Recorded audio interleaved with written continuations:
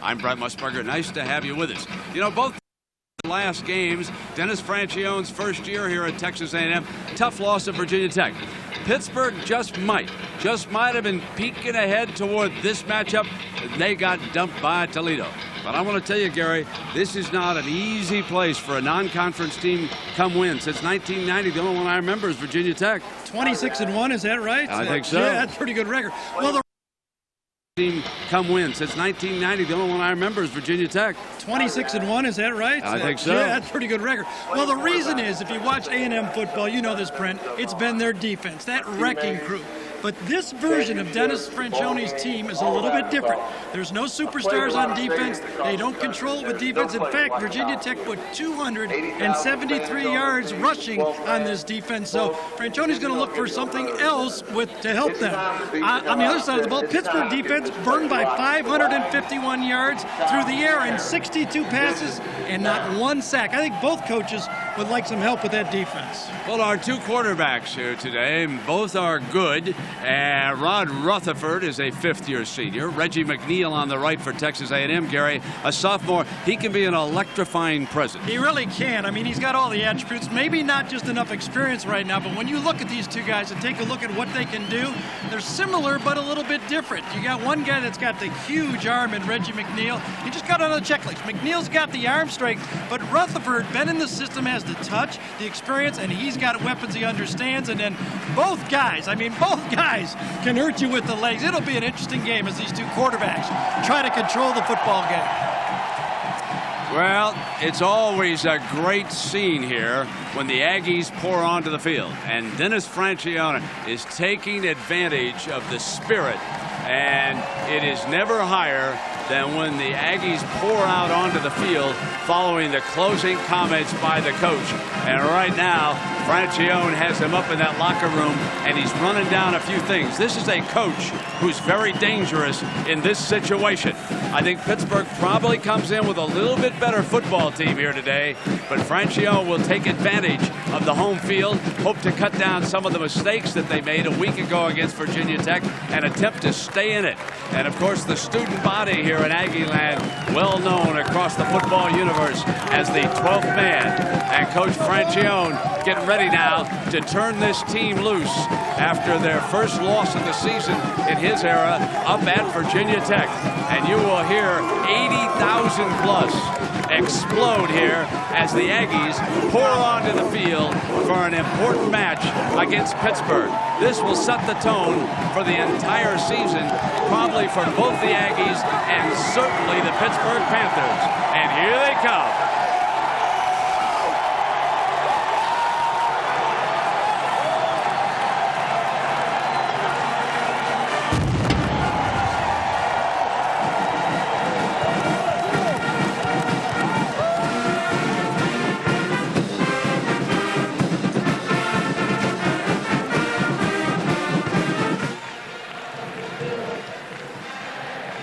Harris is the head coach of the Pitt Panthers, and coach, last week against Toledo, it was a spread offense, caused you all sorts of problems.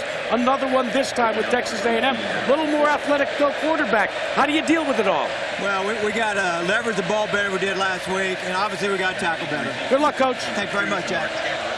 Walt Harris and Pittsburgh winning the toss, and they have deferred, so the Aggies and Reggie McNeil will have the first possession in this somewhat humid Saturday afternoon.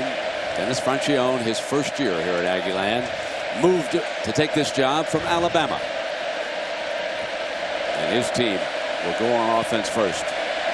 David Abdul with the ball on the tee, rips it to the end zone, and it'll come out on the 20-yard line. So, you know, we have talked a lot about sophomore quarterback Reggie McNeil, 6'2", 199 pounds, and let's meet the young man.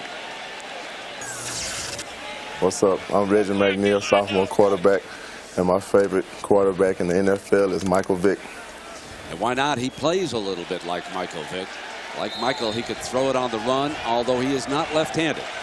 Reggie, the right-hander, coming up now under center. Derek Farmer starting tailback for them, even though Courtney Lewis is the leading rusher. The inside handoff to Farmer, and he is ripped down by the middle of that as Claude Harriet steps over, and we take a look at the Outback Steakhouse starting lineup. This unit allowed 4 sacks last week against Virginia Tech, so they must tighten things up a little bit. We told you that the freshman, Courtney Lewis, is the leading rusher, even though Derek Farmer started the game. Now the Toledo lesson, spread the field, so they will try to emulate that. Jamar Taylor, incidentally, is playing today. Back in the good graces of the coaching staff. Practiced and practiced well all week. Did not make the trip up to Vodtech. McNeil showing option, coming down the line, short of the 30-yard line that time. Now our Panther defense. Small but quick, and Harriet already has 1 tackle to his credit. Recruited out of the state of Florida. Harris has been active recruiting talent down there.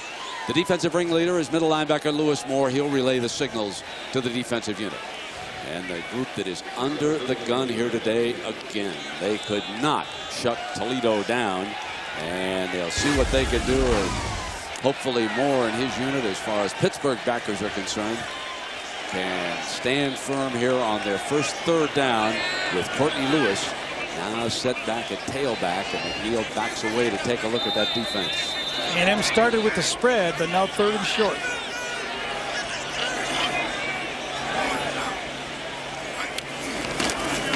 Using the fullback, and he is stopped short of the 30-yard line, so the Panthers not surprised by the inside man getting the handoff that time, and Croshanis, number 96, Vince Croshanis, making the stop there. It hasn't been Pittsburgh's rush defense that have given them problems. The last 4 teams that have played against this Pitt defense has rushed for under 100 yards. It's been tackling after the catch that has been their problem. Reese Gates back punted now, and Tutu Ferguson set to return for the Panthers.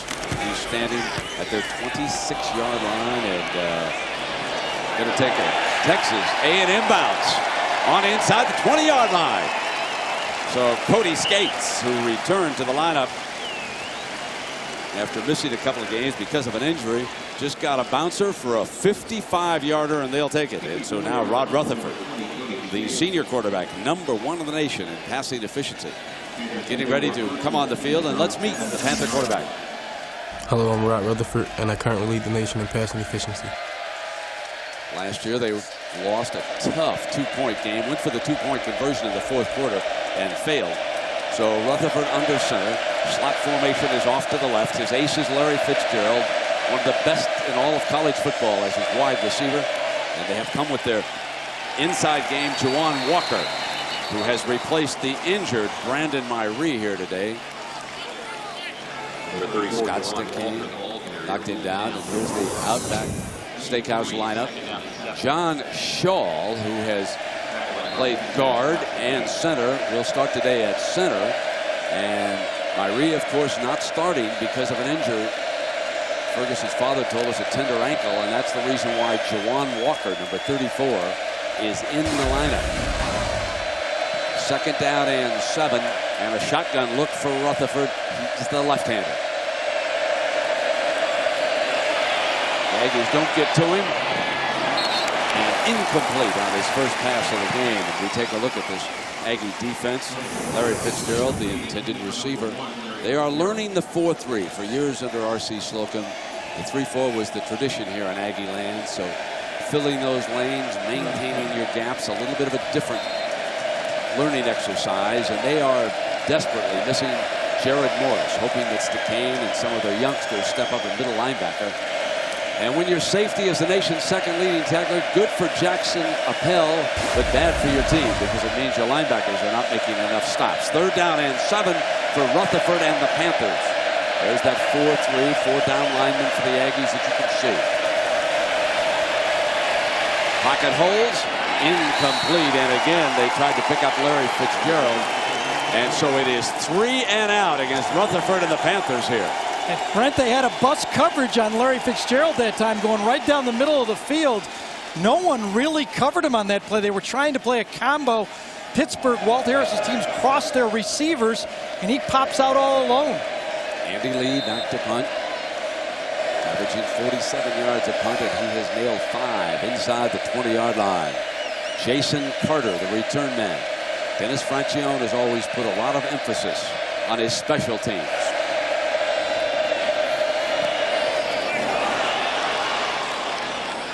Takes a high hop, fielded at the 37-yard line. So Jason Carter, one of the A-backs in Franchione's terminology, gets it up around the midfield stripe. No score, Texas A&M. First down now for the Pittsburgh Panthers. Running back Walker is at tailback.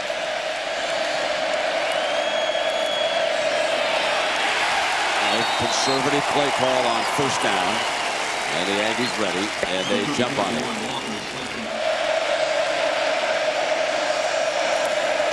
Play fake by Rutherford from the end zone, high and complete. First down at the 16-yard line. So here's what head coach Walt Harris said about what they had to do to win the game. We had a bad game on defense. We got to get our confidence back. We got to get our swagger back, and we got to play good on defense. Offensively, you know, we just got to make it happen on all the downs that were out there, and especially make it happen on third down. Well, they made it happen a little bit earlier. That time is Larry Fitzgerald, while the rest of the country makes his first catch of the game, and they were just a little short when they marked it down at that first down. So make it 3rd and 1 for the Panthers. Rutherford off the play fake, has time, going to go deep. Fitzgerald double covered. Fitzgerald goes up, and there's the penalty flag. Wow. So they get the penalty. They'll get the automatic first down. Byron Jones, the defensive back, number 11, covering. That ball was so well thrown. Fitzgerald running the post, man-on-man coverage, but good coverage. Jones is right on his hip. The ball is thrown. Jostles, yes, his right arm hooked Fitzgerald's right arm, and that was a good call. Only a 15-yard penalty in college football. Just a bit of panic at the end of that play by Byron Jones. He was right there in coverage and then gave a little tug on the right arm of Fitzgerald. So the crew marking off the penalty of running just outside the Panthers' 30-yard line. It'll be first down. Two things accomplished there, Brent. The first down, obviously, but also a message to A&M. Don't single cover this guy. Keep your safety back. That should open the running game for Pitt. So the Aggies let a chance, a scoring chance escape, and now it's the Panthers' turn trying to drive out. First down for Rutherford.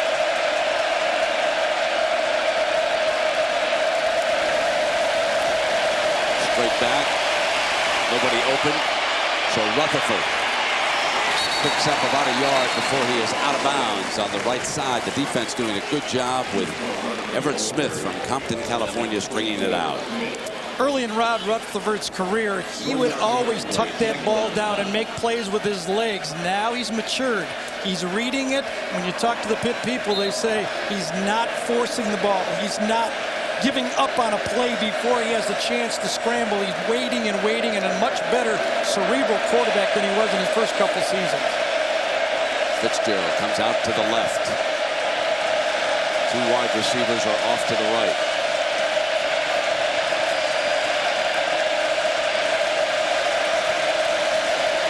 They almost collide on the end around. 45, midfield.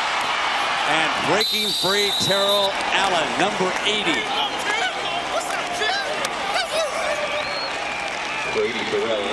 A 34-yard end around.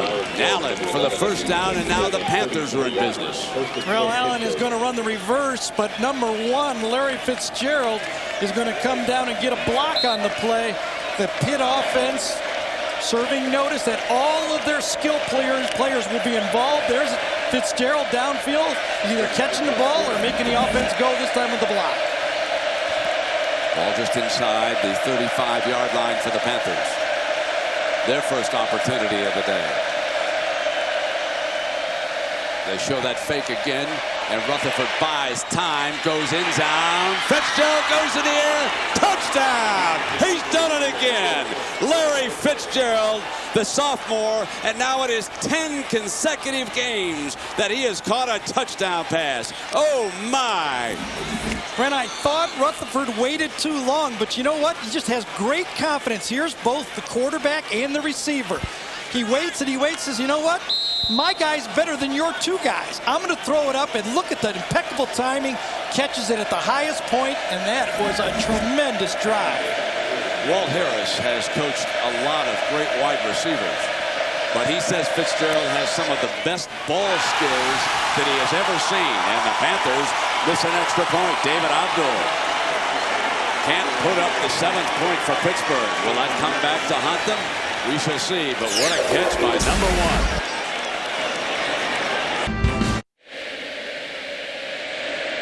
Dad was a heck of a defensive lineman back at Finger High School in Chicago when I was up there, Jack. And he has to be awfully proud of Larry Fitzgerald, who is a sophomore now. Rutherford dropping back into the shotgun on 1st and 10.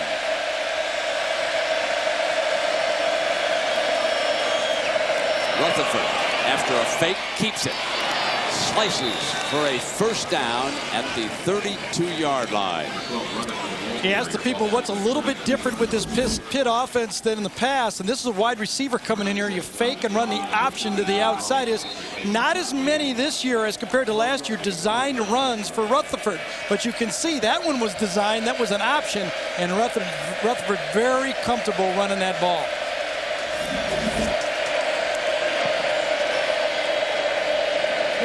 Well, the freshman, Tay Thompson, seeing his first action of the season for the Aggies. So again, because of that injury suffered at middle linebacker, the Aggies are taking a look at different personnel.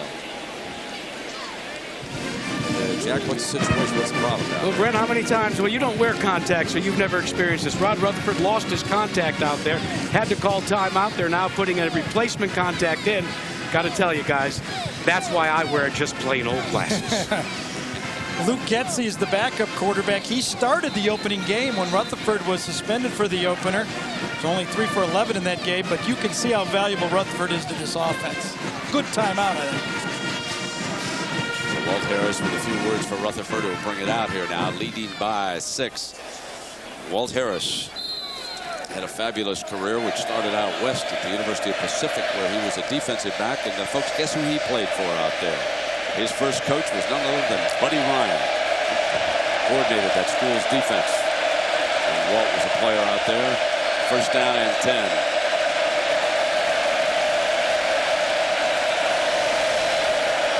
Walker straight ahead into Aggie land for about 1.5 yards. David Ross. Time remaining in the 1st quarter. Pittsburgh scores on a Fitzgerald touchdown catch, and the Panthers missed the extra point.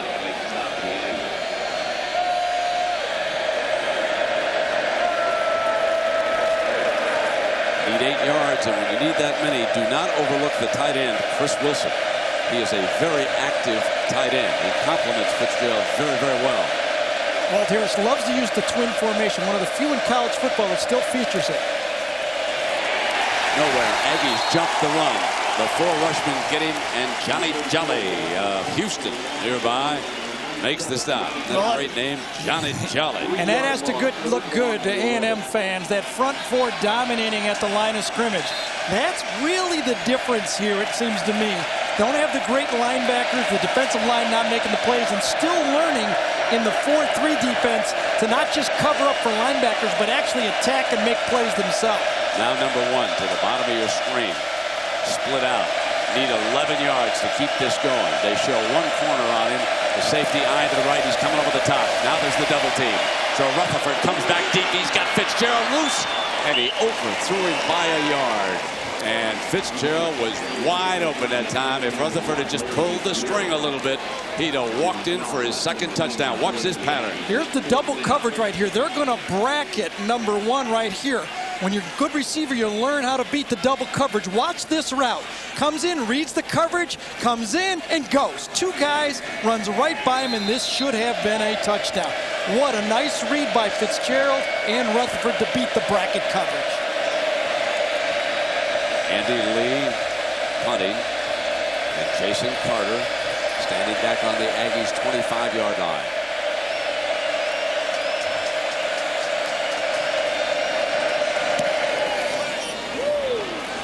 Beautiful punt.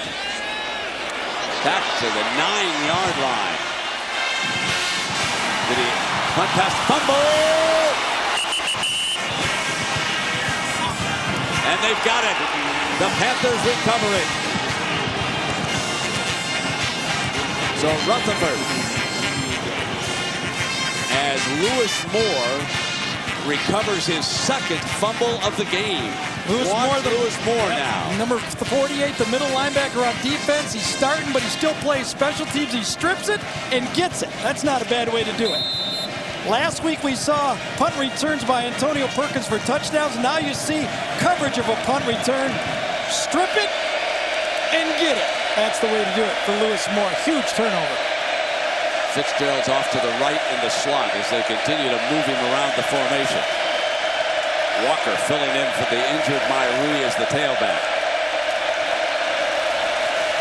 Play fake. Rutherford incomplete, and now he's a little bit off target.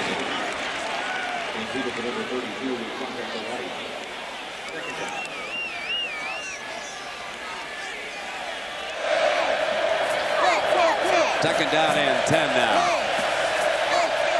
Here's Chris Wilson, the fast tight end that Brent was talking about. He can get deep. They bring that end around again, Allen. And this time the Aggies smack it. A 1-yard gain, and Jones says, no way.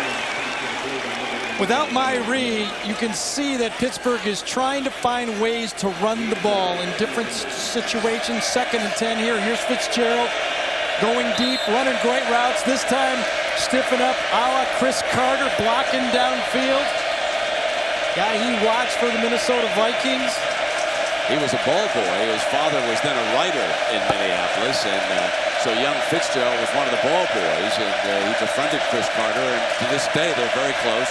Fitzgerald talks to him on the telephone. 3rd down and 9. Rutherford got the middle, diving incomplete at the 1-yard line, and it'll be 4th down coming up.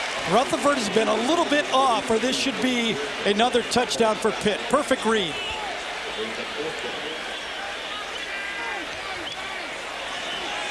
Chris Wilson, the tight end, was the fellow who had broken free inside the 5-yard line that time. And so David Abdul trots onto the field. And remember now, he missed an extra point. So that's why we're sitting on a 6-0 lead here. The punter, Andy Lee, will put it down, and this will be around about a 46-yard field goal. Make it 45. It'll be closer to the 35-yard line. This time he's good, so he misses the extra point, then hits the field goal, but there is a flag. It's against the Aggies. It's good. Put it up. So it is a 9-0 score on the Abdul field goal. Could Pitt decline this penalty? Running into the kicker by the defense. The penalty is declined. Take the field goal is good. And the Aggies trail Pitt 9-0. Reveille trying to stay cool here today. They got a little ice over there on the sideline. Wiping Reveille down. Maybe they get an opportunity. 3rd down and 1. 8th play of this drive coming. That option look has been successful. Late pitch. Picked off. And out of bounds goes Derek Farmer. So it's 1st and goal coming up for the Aggies. And right now, Gary, it is the option look which has troubled the Pitt defense the most. It's the whole package. You are right. And now they've zeroed. And watch the fullback right here, Keith Joseph, come out here and get the good block. And Reggie McNeil does a nice job of pitching that ball forward. They get outside. They don't pitch it backward. They pitch it wide. That gets them past the defense. You see so many option teams that pitch that ball backwards and they have to get the ground. This is perfect relation between the running back and the quarterback. 14 yards for Farmer. Lewis replaces him. Ball in the red zone again, and a penalty marker comes flying just prior to the snap, and 5 yards will be marched off against the Aggies. So it's 9-0. Prior to the snap, false start on the offense, 5-yard penalty, remains first down. So what a difference the all-out option with the skill of McNeil at the quarterback position is making here today. And again, when you talk to Dennis Francione, when you're in his office, and he's a wonderful conversationalist about football. He knows a lot about the history, knows a lot about what's going on. When you talk to him about your system, what do you like to do? He likes to bend to the skills that he has on the field. Now, he knows how talented a runner McNeil is, so they put the option in to take advantage of that, and that's just simply intelligent coaching. From the shotgun, a sliding catch at the 18-yard line, so it'll be second and long. Tim Van Zandt, his second catch of the game. Any sport, baseball, basketball, hockey, ride them. That's what Pittsburgh's doing. They're riding Larry Fitzgerald. Wideouts on the field. McNeil going to throw the fade, wide open. Touchdown, Aggies. Jamar Taylor, who did not make the trip to Blacksburg for the Virginia Tech game because he had missed a couple of practices and came back this week to practice hard for Coach Francione, has the touchdown catch. Watch how he turns around the cornerback that time, Bernard Lay. The ball's thrown. Nice patience by Taylor. He just didn't run up the field. He set up the bump and run and then went out for the fade pass. Not in a hurry, just nice patience. The play was there. Todd Pegram. He hasn't missed a field goal yet this year, leave alone an extra point. And he makes this a Pittsburgh in the Big East, Texas A&M at the Big 12. And right now, Pittsburgh is without Lewis Moore, who was shaken up on that play, making the stop. 4th and inches, and they come out now after the timeout, and they said, let's go ahead with Todd Pegram, set up for the field goal. With Francione, you never know. That's right. This would be a 31-yarder, however, if he elects to kick it. Remember, he's perfect on the season. He has not missed yet. And he's still perfect.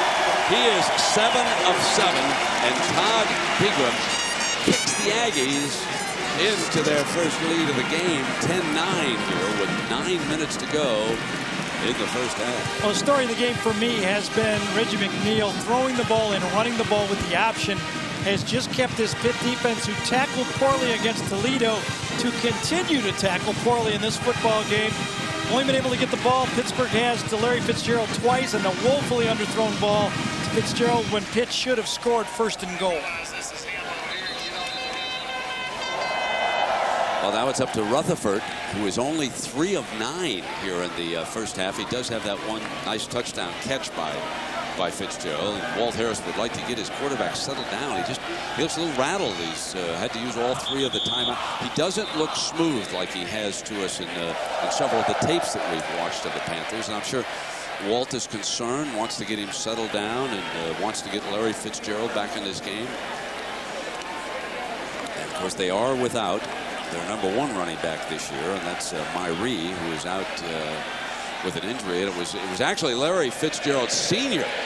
who told us about the injury just before the game, and we would not even have known. But Pop's upstairs being the good reporter, and he came over to Gary and me and said, you know, Myrie, don't know if he can go. He's got that ankle. He said, thanks. You know, we know what's going on down there. So we talked to Dad. And another deep kickoff. This will come out on the 20-yard line. And yeah, we asked young Fitzgerald, what's it like having your father up in the press box for every game? That's real comforting to know that your dad is up there every week with you, and you know, he's going to give you positive feedback, you know, after the game, regardless of what the outcome is. So, you know, that's great to have him up there, and you know, my mom is sorely missed, definitely, but you know, it's great to have a father that's so supportive. What a young man he is, folks. So very, very impressive. He would have been wearing a suit and tie for that interview if we had not asked him specifically to put on the Panther jersey. Here comes #1 now, out wide in the formation. You need to throw him the ball. Even if he's got double coverage, he can defeat it. He's shown it.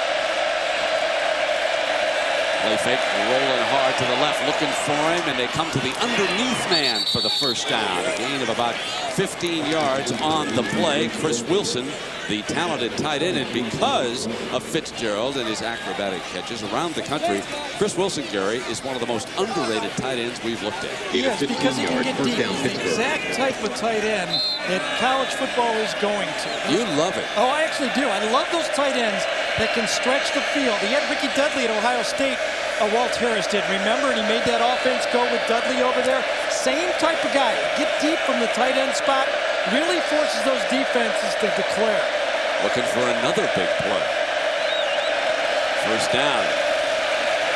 Rutherford now back in that shotgun look. 3 wide receivers. And before the snap, and now he's complaining and goes quickly over to the sideline as they sort out the penalty here. The time was coming down on Rutherford. He has a clean shot at it out beyond the goalpost. On the offense, remember, they're out of timeouts. Penalty remains first down. Brent, that was shotgun that time, and Rutherford gave the foot that time to the center, but Scholl was too slow to snap the ball. Watch it. The foot signifies the play. Lift it, and Scholl's late. The guard and the inside handoff, but nothing doing as the Aggies were ready, and Jasmine jumps it. Second down and 14.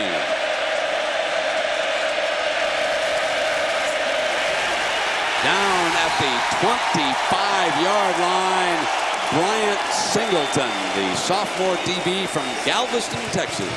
A&M with their nickel package that time, and obviously he comes right off here. Now watch, this is a one-handed tackle coming right to the outside, right there. Comes around, blocked, not well by Chris Wilson. He just reaches out with his right hand and just grabs down Rutherford. What a play. Third and a bunch. I think this is the one now you throw deep to Fitzgerald and let him try to jump up and catch the ball. Maybe you can still a first down the field.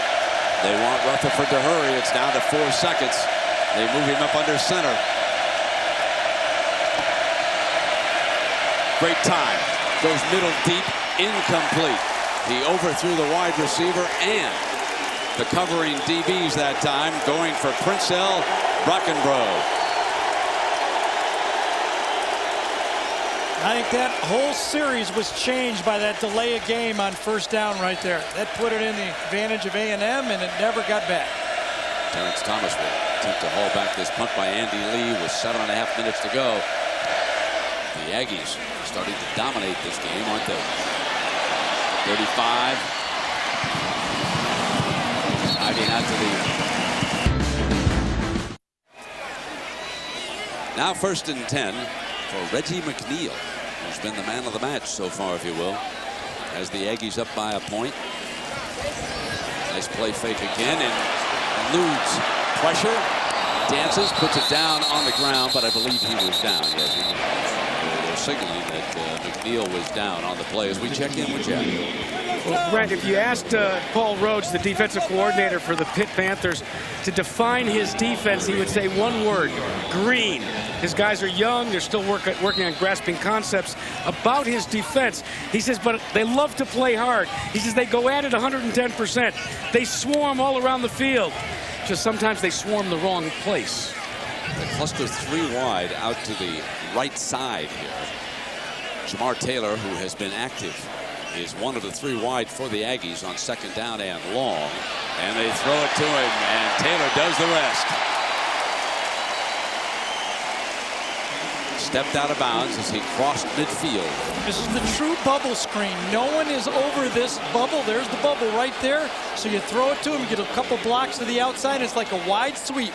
That is the bubble screen from shotgun, and runs so well. You get it to an athlete on the edge and let him run with the ball. 3rd down and short. The ball is spotted at the 48-yard line. Tremendous amount of offense, variety of offense in this package by A&M. Don't you think, Brent? Absolutely. And let's see if they come up with the option look or something else from McNeil, who's under center. And now he's going to call the timeout again. So the Aggies, we'll talk about it. And everybody's exhausted. We know we won't have any more timeouts this half. We know that. Sure. They're not taking any into the locker room here. A beautiful new locker room facility it is. That's just off to the. Now their coaches are in the best physical condition of any staff in the country. Well, up into Austin, and we'll be up there next week for K-State in Texas. They got a beautiful new facility. Not to be outdone, the Aggies have come right back. And the rivalry down here in Texas continues, and certainly Oklahoma is part of that now. Oklahoma has already raided the state of Texas for a great high school prospect and quarterback. Rhett Beaumont will be going up there. And let's take a look now. We mentioned Pittsburgh State up in Kansas. Look at this now. High school coach to start at Missouri, then Kansas, stayed there for a while. Southwestern Texas State, then over to New Mexico. That was the big stop. And then in TCU and Alabama and here to Texas A&M. 3rd and short. Slips it out to the left and easy. First down. Lewis to the 32 for a freshman. What a patient runner this young man is. He's out of the Houston area, very close by. I'm sure he's got friends and relatives watching this game, but he appears to have a very bright future here, Gary. You know, I'm just so impressed with Reggie McNeil is, you know, I gave him arm strength, but I didn't give him a check for touch. Don't you think he deserves a check for touch early in the game? Absolutely. He has been accurate and throwing the ball wonderfully out of the pocket. He's 10 of 14 today for yes. 173 yards with a we're going to get a one. I'm betting sideline warning. What do you think?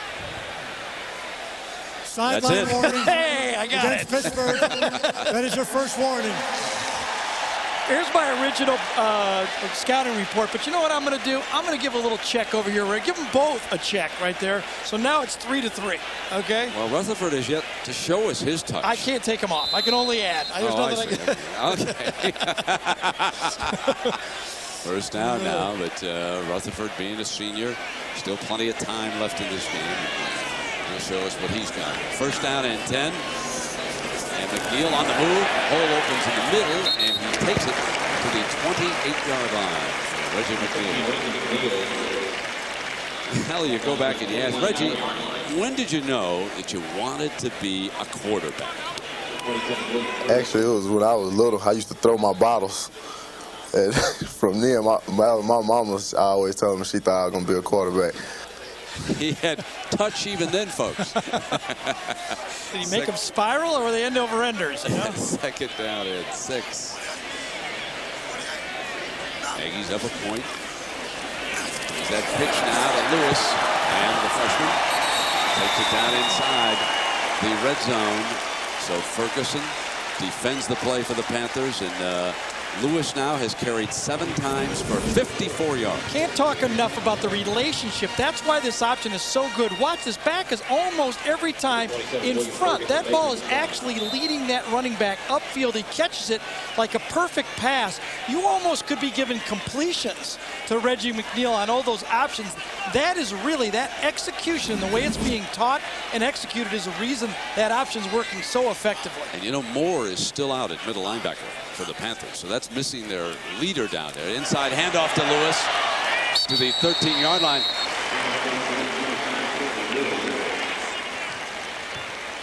Francione's like Dick Vermeil. If you've got a hot back, keep him going. Lewis is stopped this time, and of course Priest Holmes, who is out of University of Texas, is the go-to runner with the Kansas City Chiefs. They stand at 3-0. And Francione, when you look back at his career and what he did with LaDainian Tomlinson, who's now with the San Diego Chargers, it has to be a very impressive package for a running back like young Peterson, who is a senior down here. I think it's Palestine High School, a couple hours away from Texas A&M land. But again, the Longhorns are in on him. Oklahoma has come down. Miami has come into Texas. I mean, he's the real deal. But Lewis, it's like he's going to have a wonderful future here. On 3rd down, here's McNeil, middle open, and that time he misfired. He had a walk-in touchdown for Keith Joseph, the fullback, and Reggie threw it just a little bit too high. One of his few mistakes of the half. And the crowd saw him break wide open and in agony. They had a touchdown, but the young man's had a heck of a half. Clint Sessions, number 17, the middle linebacker who's playing for Lewis Moore, is actually the guy that busted. He's a true freshman, and you see Reggie McNeil. You don't get a guy that was like a long handoff. He could have pitched that ball to him, and he gives up a sure 7 points. Let's see if Pregame can make it 8 of 8 this year. This is a 30-yarder. Perfect on the season, and he's still perfect. He's now 8 of 8. That was a huge stop, though. I don't know. Maybe it wasn't a stop. A huge miss, because that's a touchdown. You know what now? Pitt needs to get the ball to their difference maker. Larry Fitzgerald has not had that ball thrown to him since the interception. I look for Walt Harris to try to find ways to get the ball in the hands of his #1 playmaker right now, because they can't run the ball. Last week, Fitzgerald caught 12 passes for over 200 yards. He only has 2 today. They need to get him the ball. He hasn't caught a pass, as Gary pointed out, this quarter. Right. Remember the last throw was the interception. Cody Skates, the punter, with the ball on the tee to kick it off now. Arlen Ferguson are back deep for the Panthers.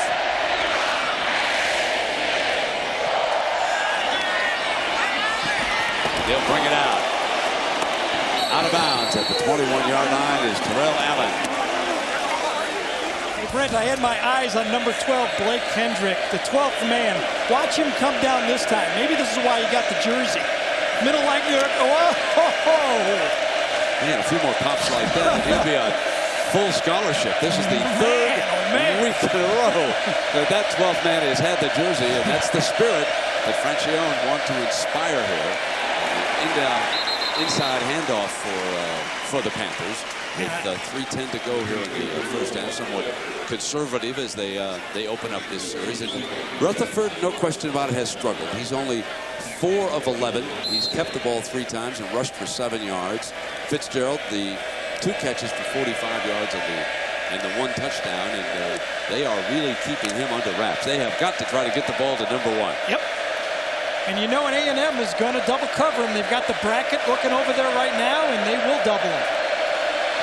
Safety comes up over the top to Brackett, and they keep Walker on the ground short of that first down, so it'll be 3rd and short. And Appel, the second leading tackle in the nation, up in the safety spot to make the tackle. But, because we haven't called his name that much here today, that's good news for the Aggies. It means that the defensive linemen and the linebackers are starting to make plays. This used to be, under R.C. Slocum, linebacker U, and it has really dropped off down here. 3rd down and 1.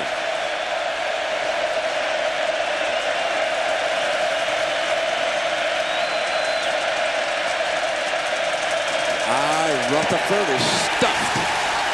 Not a very good-looking option play there. No, and it seemed to me that the offensive line jumped off on the play just prior to the snap, and again, Rutherford just doesn't look right. I agree with you.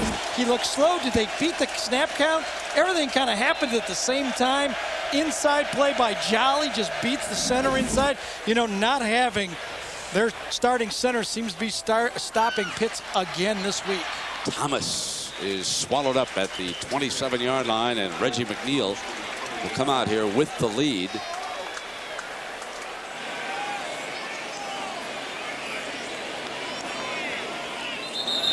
was good the other night, wasn't it, Gary? Yep. Where did AC, our friend down here, the SRT, Rudy's, wasn't it Rudy's? I think it was. Prior to the snap, they hear me, they'll send some over for lunch. Offense, 5-yard penalty, remains first down. Well, we're watching John and the fellas back in New York give us the scores. Man, some of that brisket, some of that, that corn that you had, the beans.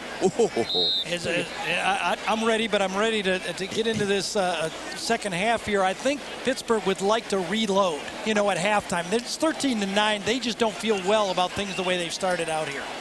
First down and 15. McNeil back in the shotgun. He's been the two-way threat here.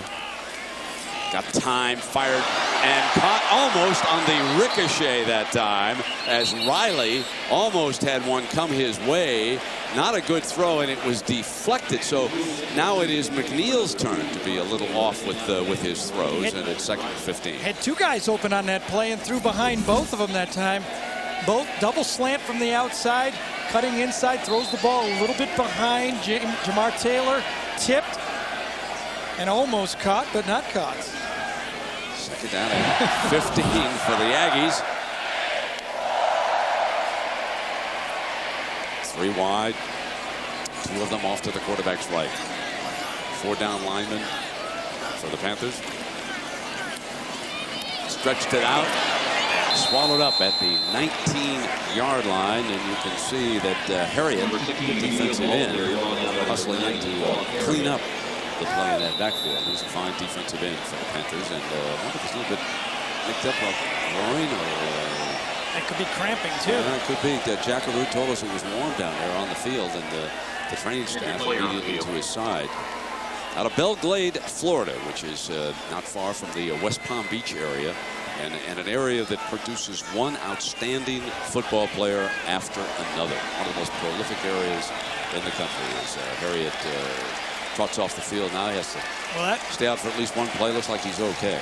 Well, that's what fatigues you, though. You're chasing around a quarterback in that shotgun, and if you don't substitute, and Paul Rhodes said he had to do it over last week against Toledo, defensive coordinator Paul Rhodes said, I would have substituted more. It's hard to take out your starters, but against the spread, you must do it.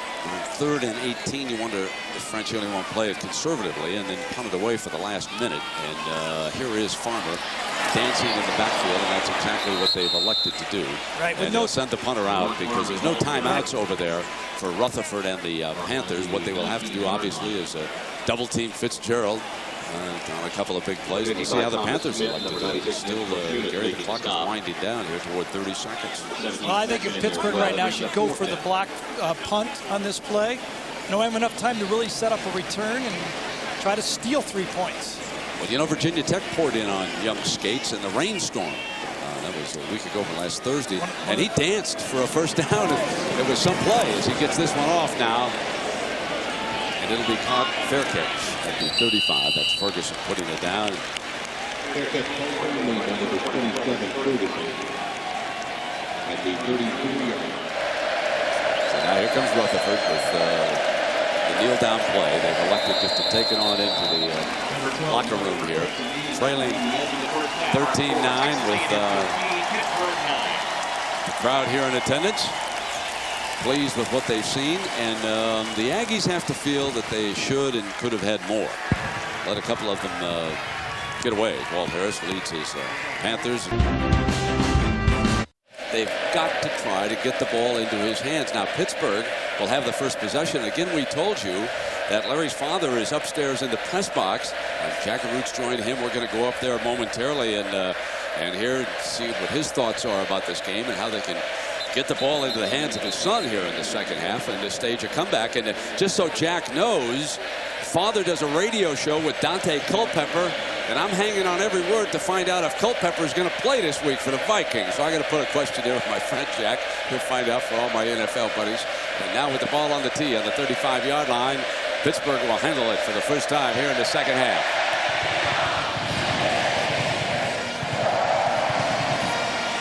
Coming out to the 20. Let's go to Jack and Mr. Fitzgerald. All right, we'll find out, Larry. You talk to Dante Culpepper all the time. Those little broken bones in his back. He did practice. What's the story? I think he's going to play. He says he wants to play. He's the leader of that football team. They're 3-0 when he's playing. Let's talk for a moment about your son. He was really good in the first quarter, and then all of a sudden, Rod's not throwing to him anymore. And what are your concerns there? Well, I think they got to get the running game going a little better so they can rest their defense some, because Texas A&M is obviously taking it to them with the running game. I'll talk to you in a second, Brent. All right, Jack, thank you. Very good analysis by Pops. There was an excellent high school football player in the Chicago area at Finger High School, defensive lineman. Here comes Rutherford. They're going to put it up right away.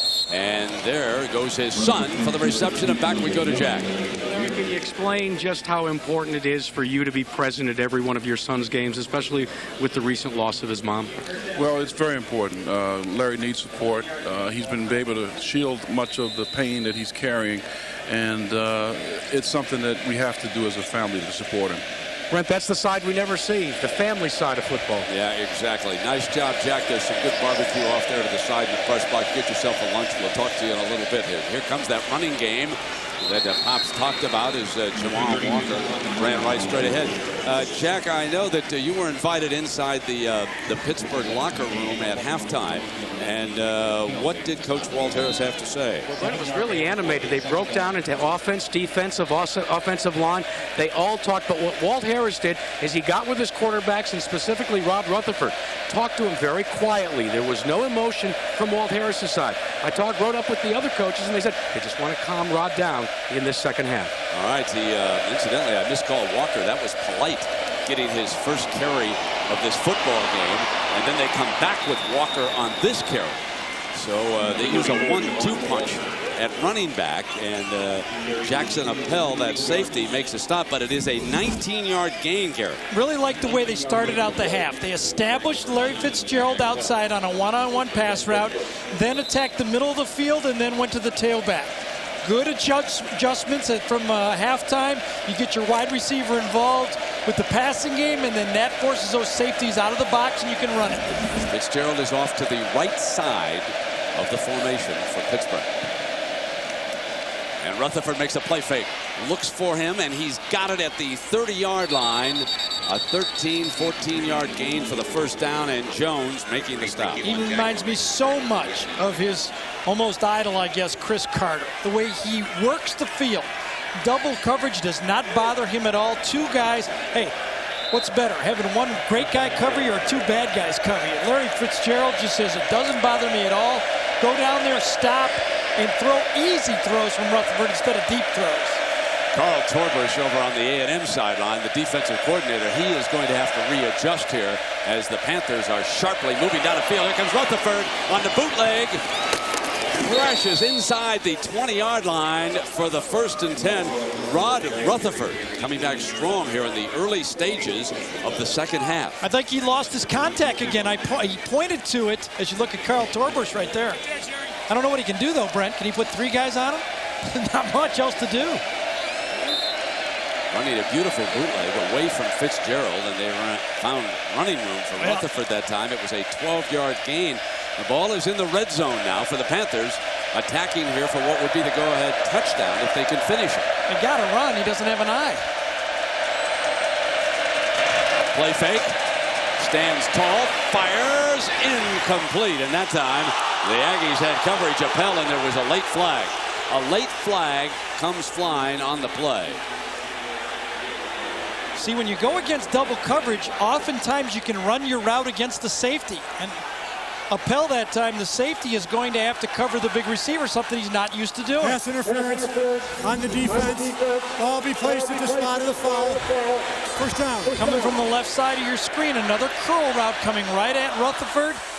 Right over the back. He knocks the ball down, but did he come over the back? Brett, you do a lot of NBA stuff. Did he come over the back for that rebound? Put him on the line. Let him shoot a couple here. 13 minutes to go. So easy, I believe, when you establish your best player on the field to distort the defense. And when Pittsburgh went away from number 1, that defense could zero in on Rutherford.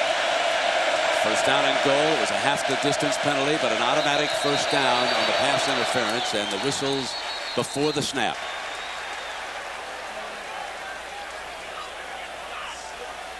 So Larry Fitzgerald. Prior to the snap, false start, offense, 5-yard penalty, remains first down. So it stays first down after the penalty. They send in an extra wide receiver, the Panthers do, for this set. The ball is back on the 13-yard line. Broken Bro out to the right of the formation.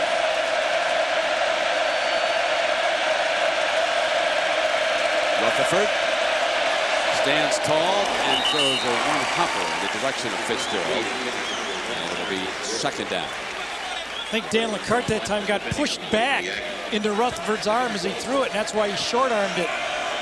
His strong side guard just got pushed back. Good push up front by the defense for A&M, and that's why that ball could not be completed.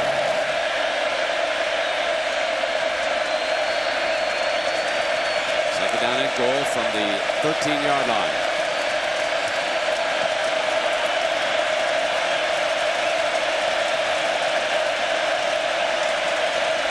Rutherford hit and ripped down by Archie McDaniel, number 41.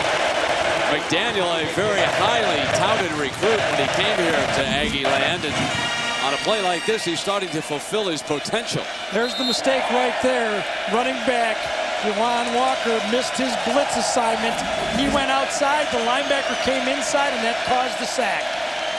Brent, running back's job before he goes out, look at his linebacker. Fitzgerald now to the left side of this formation. Rutherford facing a 3rd and goal.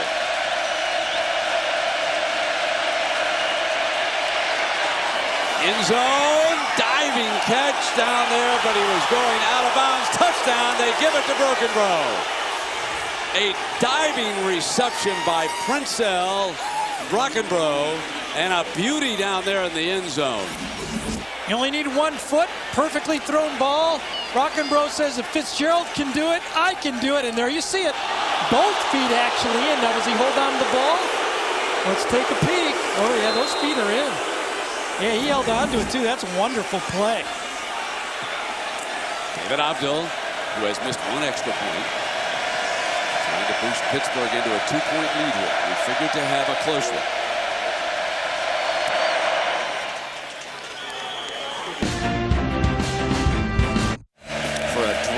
Pittsburgh Panther team right now. Good looking drive, keeping the ball on the ground. Helmet to helmet football. Rutherford getting time, pulling out on 1st down. Waits, fires to the 4-yard line. Fitzgerald with the completion, and it'll be close to 1st and goal. 1st down and goal now for the Panthers. Rutherford under center. Slips at the 5-yard line. It'll be 2nd down and goal. Yeah, that'll set it up now to go to Fitzgerald as Anthony Jolly, number 97, gets that push inside, and on option play, going to run the same option quarterback keeper that they got for the 1st down. Actually, he got stepped on inside by the center, John Shaw, and that's what really stopped the play. Now they'll go for the fade pass. 2nd down, Brokenbrough to the right. Fitzgerald's down to the left with a corner tightening up on him there at 2nd and goal. There it is. Throws it toward him, and Fitzgerald juggled. Touchdown, they call it. They've got their arms in the air. He's got it. Touchdown, Pittsburgh. He was juggling the ball as he came over, but the official standing there said right away that he had possession in the end zone for his 2nd touchdown catch of the day. Just like the animation showed you, he contortions his body around and catches, takes 2 steps, and that is just a wonderful ability to react to the ball. That was the stop fade, but you knew one-on-one coverage to the outside, it was impossible to stop. David Abdul.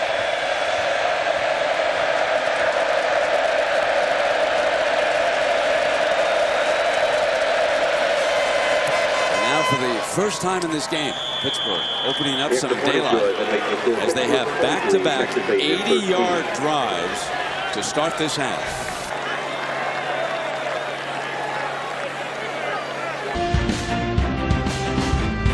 Spotlight is squarely on Larry Fitzgerald, number 1. 6 catches now for 86 yards and 2 touchdowns. He was certainly helped that time by the Pittsburgh rushing game. In the first half, you take a look at the yards per half. Keep in mind that Pittsburgh ran for only 56 yards in the first half. Here in the 3rd quarter, they've run for 80 yards already in just 12 carries, and that makes it a lot easier for wide receivers like Fitzgerald to get a little daylight and make catches. And I think Jerry's absolutely right. It reminds you of Chris Carter in that end zone. Yep. He touches it, and he's got it.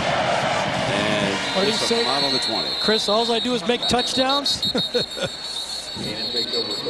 Now the Aggies need to mount a rally here as we take a look at their stars. Taylor with 4 catches for 82 yards.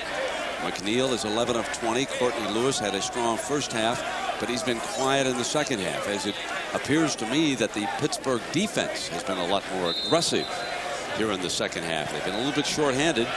We'll see now if they can hold up here with 4 minutes to go still in the third quarter. And Lewis comes out. He'll be the running back now for McNeil. There'll be 4 wide receivers on the field for the Aggies in this set.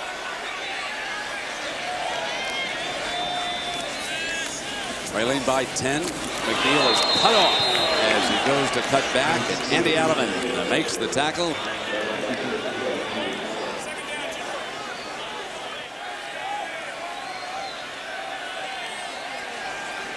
Second down and 13. The Aggies trail Pitt by 10 points. Second down. McNeil on the roll hard to the right. Can't get anybody open. Dances back, and it'll be third down and long now as the Panthers cut him off, and Postel cleans up. And here is the wide receiver Curd, who was injured earlier. 6 Malcolm Postel, number 17. Yes, it was. First punt of the game. And obviously, we wish him well with 1 yard gain on the play, third and 12. Look back and check the spotlight here. This was the first punt of the game by Andy Lee. And there is Curd blocking on the left side and the leg bending back. And now it is third down for McNeil. Firing high and dropped by Jamar Taylor. Jamar Taylor had a big game in his hands. It would have been a first down near midfield if he had hung on to the ball. And he's been pretty reliable. And now Harriet coming back onto the field. Reggie McNeil, you can't throw it and catch it. He's just got to maintain his confidence, know that there's still a whole fourth quarter to play, and figure that his guys will catch those balls later in the half. Pitt, though, hasn't been able to be stopped in this half, so game can't get away, but McNeil is still delivering the ball right on target. Walt Harris and his staff deserve a lot of credit so far for the adjustments they have made here. At the intermission, Cody Skates punting again, and Ferguson running up has got it. 45, dance to the middle now. Just comes across midfield. Rod Rutherford will be working with a short field, and we check in with Jack. Hey, Brent, it's that time of day when we give you the collegiate tale of the tape for Texas A&M University. 73 students from the state of Pennsylvania. The overall enrollment, though, as you said, growing. It's pretty close to 50-50. And I know you knew the distinguished alumni, including that president of Bolivia, Jorge Quiorga Ramirez. Let me tell you that I'd rather be Lyle Lovett than the president of Bolivia. I'll take Rip Torn. First down and 10. Rutherford brings the Panthers up to the line now. Jawan Walker has come alive, and they're going to keep pounding away at that middle and make the Aggies stand up as they did that time. I guess we just have a difference of opinion here, Brent. I think Fitzgerald has opened the running game. You think the running game's open Fitzgerald. I think when they establish that pass, it opens everything up inside. He's just a special football player. Second down and 9.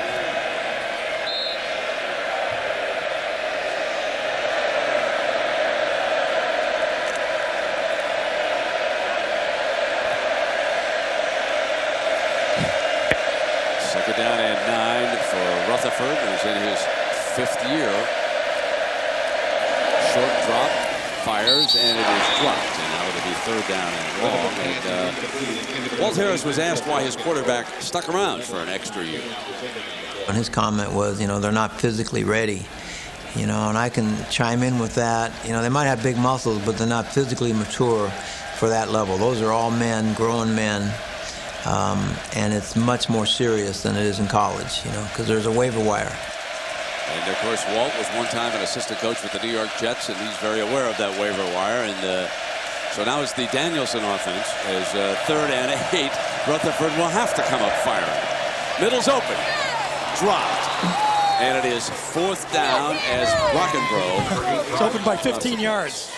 15 yards open, and I think Rutherford thought Brockenbrough would stop in that zone right there in the middle of the field. The ball ended up being behind him. You will see Fitzgerald goes out here and draws a lot of coverage, and Brockenbrough goes to the middle, and he's wide open there. Nothing in the middle of the field. Easy pitch and catch, about 15 yards open. Ball slightly behind, and that's what gets the incompletion. So the Aggies now set to receive the Andy Lee punt.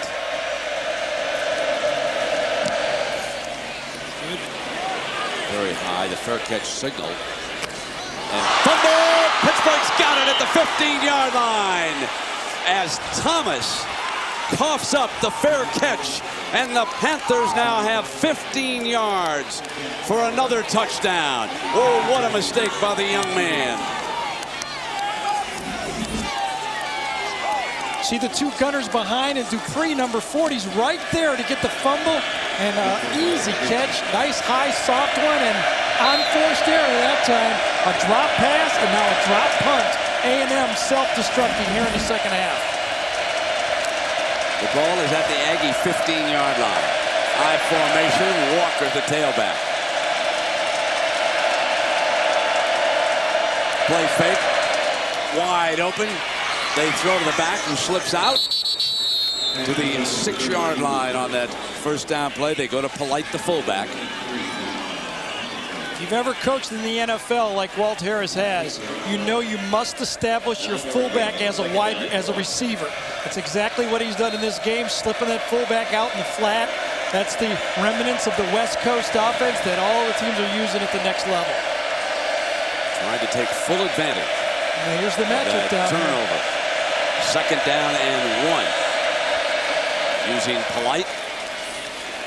He comes across the 5-yard line. Depending on the spot, the first down marker is just about right on the 5-yard line. Yeah, you can see the chain gang over on that far side here, and they've got it. So it is a first down and goal as the Panthers continue to pound away, up 10, 23-13.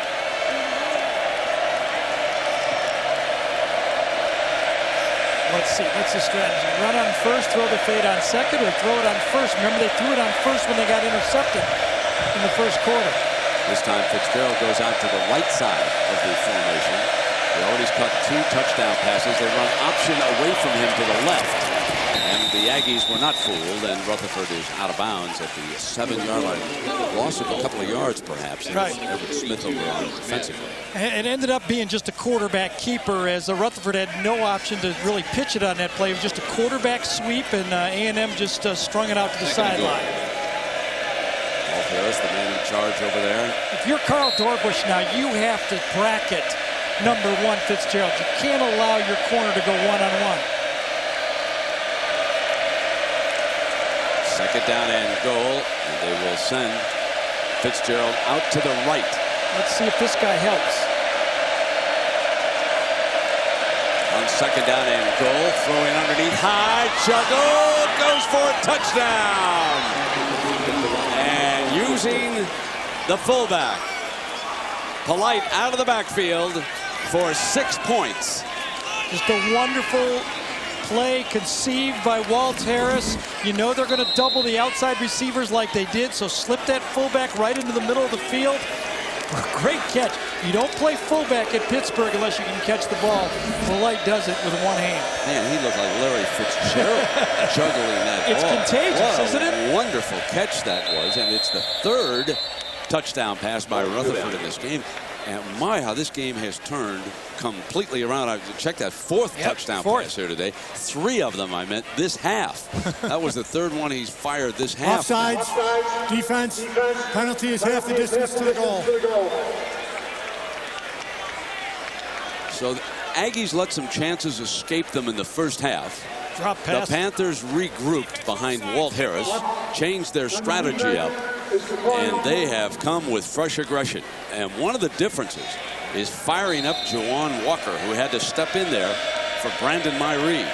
And he has done just that. Then using the fullback, Polite, as a runner and a receiver. Abdul adds that extra point. And what was a very close, tight game at the half is now a bit of a mismatch as Pittsburgh has really taken charge. There's Fitzgerald. They're thinking fade. You run your tight end off and take your fullback right underneath it. When you have a tight end that can get out, you're going to attract people. You see that safety cheating out. He's worried about Fitzgerald. There's the fullback right over the middle of the field, pitch and catch. What a catch. Oh, my. beautifully conceived play. Instead of keeping your tight end in the block, instead of keeping your fullback in the block, just take them out there, take advantage of Fitzgerald drawing the coverage, and you have an easy design play for a touchdown. So Walt Harris orchestrated Ohio State's winning drive for the Rose Bowl against Arizona State. He was up in the booth that day. That was his last game as an assistant coach for the Buckeyes. And there's a man who credits him with starting his coaching career, folks. John Gruden of the Tampa Bay Buccaneers. Graduate assistant, went to Walt, who was an assistant coach at Tennessee. Now that's back in 1986. And Gruden will tell you today that he might not be where he is if that man, Walt Harris, had not given him a chance as a graduate assistant down at Knoxville. So Walt Harris doing just a superb job of coaching here with these Panthers in the second half of this football game and going man-to-man and congratulating the linemen in the backs. Juwan Walker and Polite have made such a huge difference with this team in the second. It looks like a different football team to be up here watching. Kickoff will be fielded 1 yard deep, and coming out now is Murphy. He's explosive. Cuts back in a little crease and stopped at the 25-yard line as the quarter. Brent, we want to give you a look, because they're so deep down here close to the end zone, of what Dustin Long is going to see when he breaks the huddle. We're going to give you a bird's eye view here.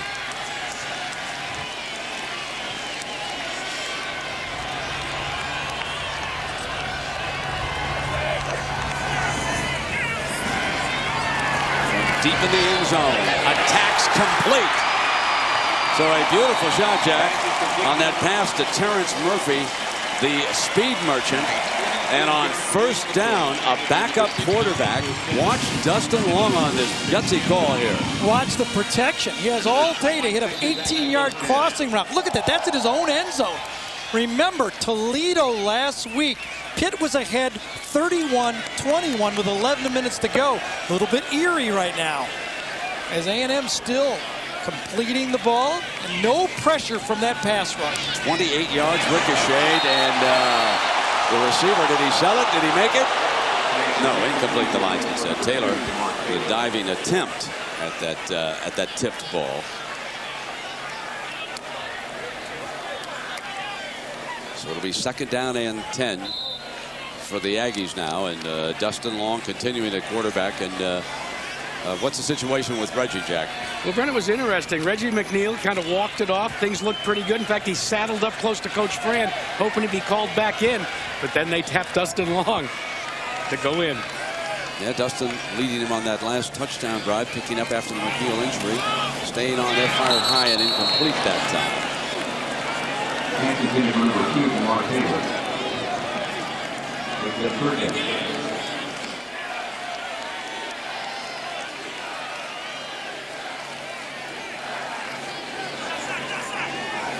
Now on third down, Long firing for the first down. The dive, they've got it. So on third down, he puts it back in Murphy's hands, and it was Murphy's dive that resulted in the first down. And that's the bugaboo for Pittsburgh last week against Toledo in the fourth quarter. 8 third down conversions Toledo got. Here's another one. This has got to be like deja vu for Pittsburgh. Here they go again. Fourth quarter, another third down conversion, and A&M is still in his football game. There's the situation from a week ago that Gary's referring to, and Dustin back again. Firing. Dangerous intercepted, picked off at the 41-yard line. That interception by Malcolm Postel out of Keyport, New Jersey. A poorly thrown ball. I think he's indicating he thought the receiver was going to come back into that area from the left. Yeah, but watch him throw this ball off his back foot. Watch him just lean back, never gets his weight transferred. Oh, that. So young Dustin Long conferring with his receiver, talking about communicating, cutting, and what's going on. Nevertheless, Rutherford and the Panthers have a first down and half a field to work with here. Fitzgerald comes in motion, stops behind the left tackle now, and the running back, Walker, slips. Well, let's look at it from behind. I know as a QB you never like to see it too many times, so Dustin, hope you don't have your VCR on this one, but He rolls left, doesn't have it, and then kind of fades away and just kind of lobs it over the middle. Any corner will eat that play up right now, and that one cost them. Had that team moving and still in the football game until now, and now Pittsburgh will attempt to take at least 3 or 4 minutes off the clock. Fitzgerald to the right side of the formation. They line up in that I. Second down and long now. The Aggies have been all day in that 4-3 as their base. And after slipping, Rutherford rolling hard to the left. Waits now. Fires down toward the end zone. Incomplete. And again, it was Brockenbrough, the intended receiver. Weston with coverage on that play, and it'll be 3rd down and long. And if the Aggies hold here, they're going to give themselves another chance to get the football. Yeah, but worth a shot, I think. I mean, you got one-on-one coverage out there, and A&M is loaded up to stop the run game right now. And if you finish this game off, you keep completing one downfield. So they go to the extra wide receiver. The Panthers do, is the fullback Polite. This offense for Pitt will be tough to stop for anyone. They got a lot of weapons here.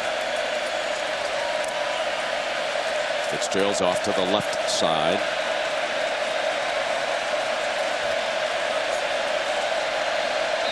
Timeout is called by Rutherford. 7:22.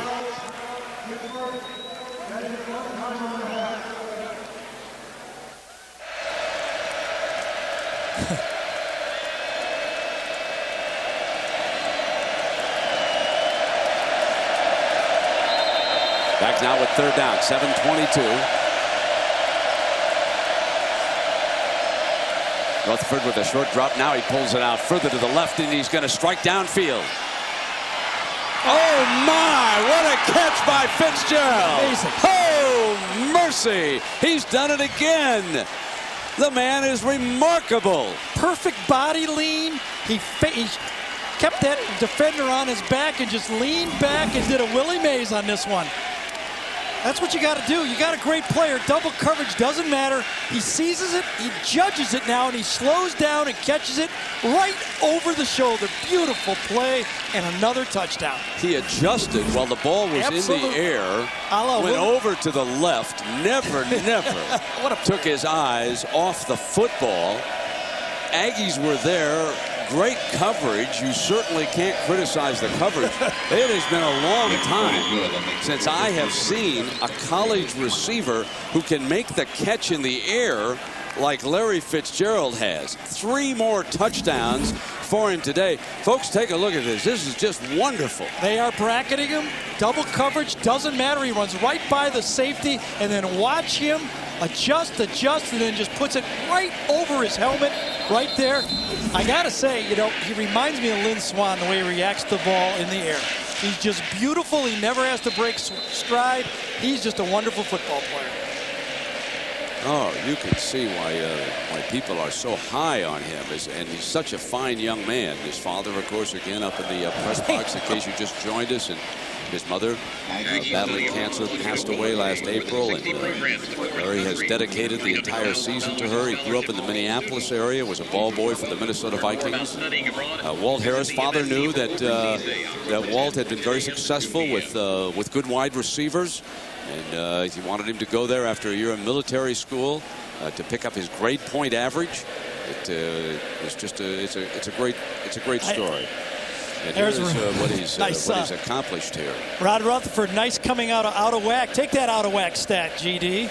10 for 17 in the second half, 4 touchdown passes and no interceptions.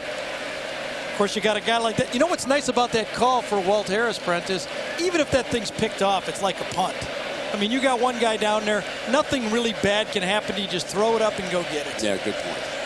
Walt Harris has had a heck of a second half. Sure has. That entire coaching staff. And not to mention the game that Larry Fitzgerald has had. And somewhere I hope that Chris Carter was able to watch the last 2 catches by Fitzgerald. All 3 of them in the end zone. And would make Chris very proud. He has worked with the young man. And man, never met a touchdown pass that he couldn't catch.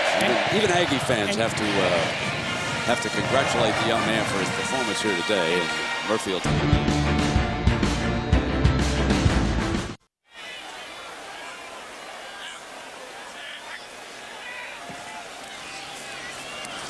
Incomplete here. Well, Texas A&M has 522 yards total offense. They've only got 20 points. You can see the turnovers have just killed them. The 3 fumbles and the interception here today. And 4:53 left with a 37-20 score right now.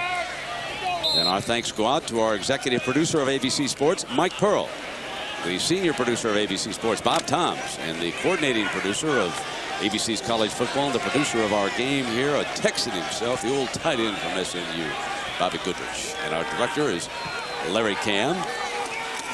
Here comes Long back again now. Fire complete. First down inside the 10-yard line. He puts the ball back in the hands of his main man since he's come on the field. Terrence Murphy has done a lot of things for him. See, when you throw up that downfield foot like that, you have something on it. As you see, another guy got chopped on that play. Thomas Smith, defensive end. That's what happened to D4.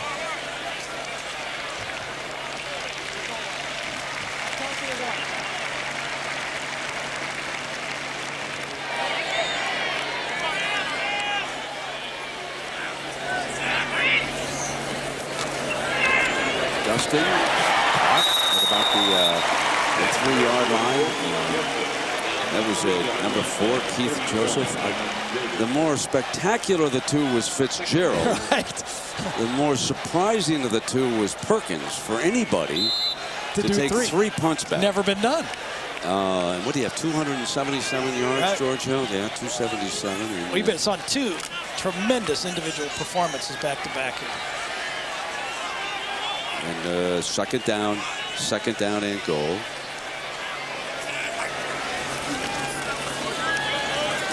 Throwing, caught, Lewis out of bounds at the 1-yard line. It'll be 3rd down and goal.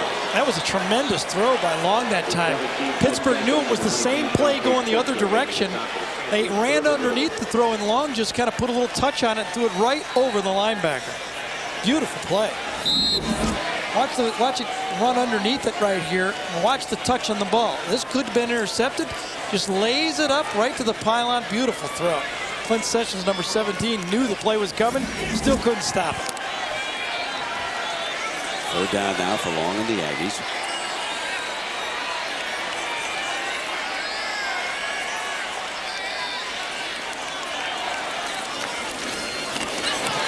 Stopped.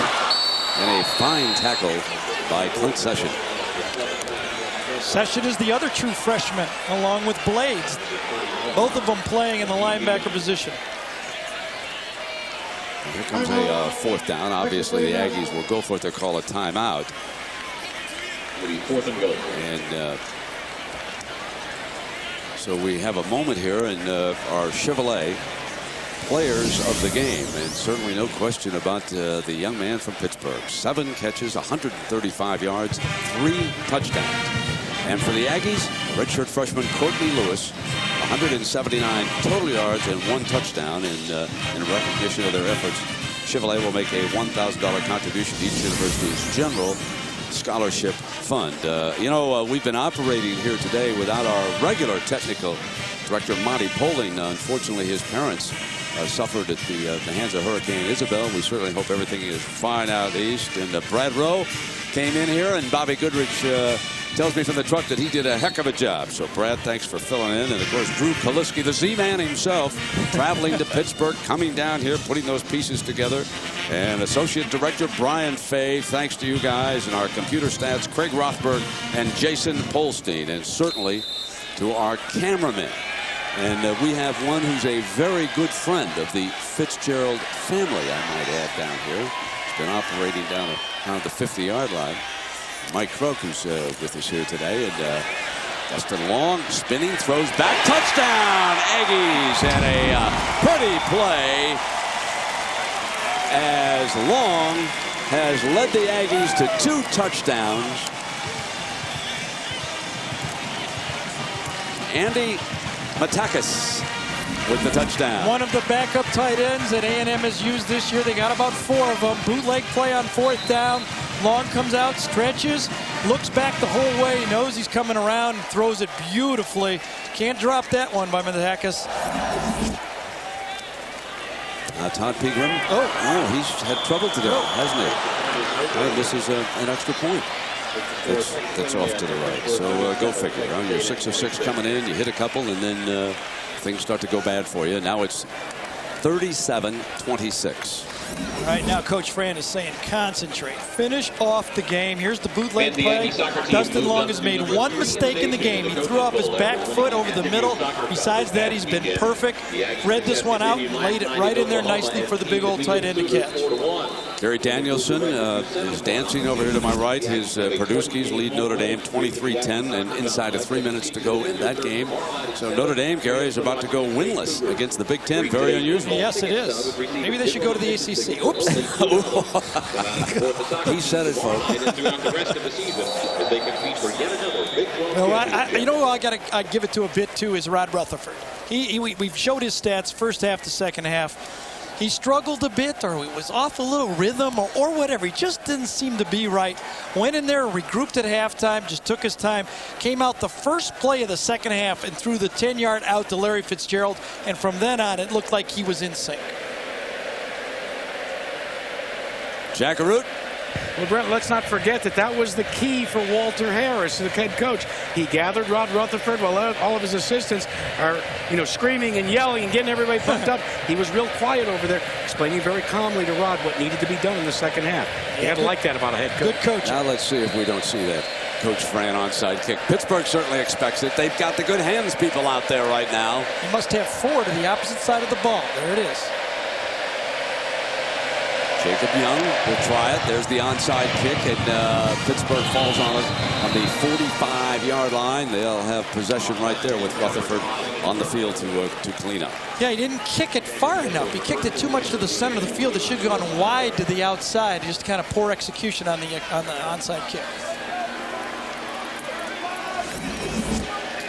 Ball should have been kicked real wide. Takes one big hop right at it. This was kind of an easy one for Pittsburgh. Bobbled. 2 guys went at it, but time to cover it up. Almost 1,000 yards of offense here today between these two teams.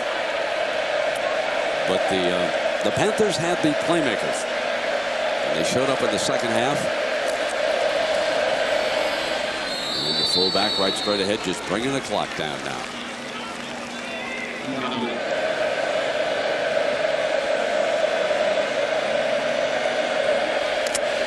Second down and 5, still on the field here in mop-up time.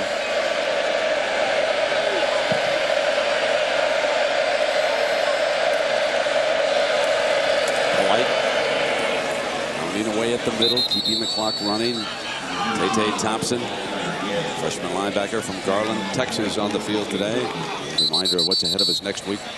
Gary and I'll be over in Austin. You see the Horns against Kansas State. Big 12 game coming up. Aggies using up a timeout here. 2:43 to go.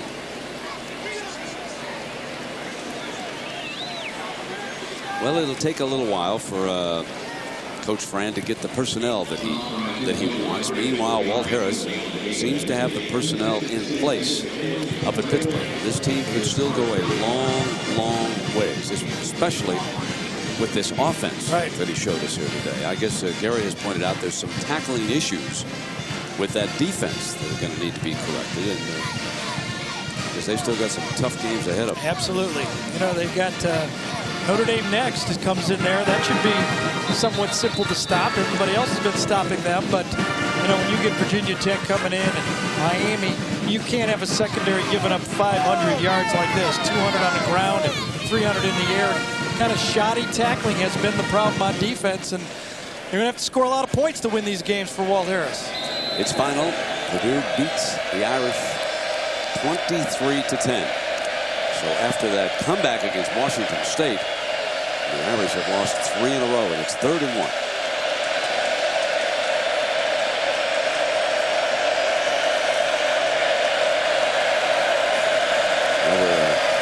Talking about players jumping early, I guess Maurice Claret, he was a subject of the fellows at halftime. And Larry Fitzgerald, when you watch this great talent, you wonder about him. And so Jackaroot was in Pittsburgh, and he asked him about jumping to the NFL early. in college, you get red shirt if you're not prepared to come in. NFL, they don't have time to really shape and mold a guy. I mean, you got to come in and you got to be prepared to help the team win right away as soon as you step in the door. And, you know, that's hard to do at such a young age. You know, here's a young man whose father covered a team, and he has watched how tough it is for professional athletes. He would not be eligible until 2005 under the current guidelines. Whether or not get those changed, we still don't know. But he is only a sophomore. And when he went to military school, he had not yet graduated from high school. So the way the wording is in the NFL situation, he would not be able to come out until 2005. But again, we have to wait and see. Yeah, where's that wording? Everything shakes down. It is in Paul Tagliabue's office. That's right. Exactly. Where it is. It's everybody's wondering where it is. Says he will fight it. And so we'll see what happens to young Claret. Second down. 9 yards to go. Walker, the clean-up running back. Rutherford will keep this one himself. Keep it out, stay in bounds. And the Aggies run him out to stop the clock. Rutherford carries to the 10-yard line. Hard hitting and first tackling safety. Well, Rutherford's bigger than I thought he was. First time I showed up, I saw him play earlier in his career on TV one time, and I said, young guy, skinny, he's filled out, probably 225, 230 pounds, and looks like he can take a hit, showing that he can deliver the ball all different angles. We get word from the West Coast. 55-16. Washington State is pounding Oregon. First down from the 10-yard line. Boy, if you win a big game, look out the next week, huh? How about Arkansas? They go in and beat Texas in Austin, and now Alabama beating up on them a week after they lost to Northern Illinois in Tuscaloosa. So, you know, go figure. There's Polite. There's a couple of flags. Face mask, I believe, was called over there. Repeat first down.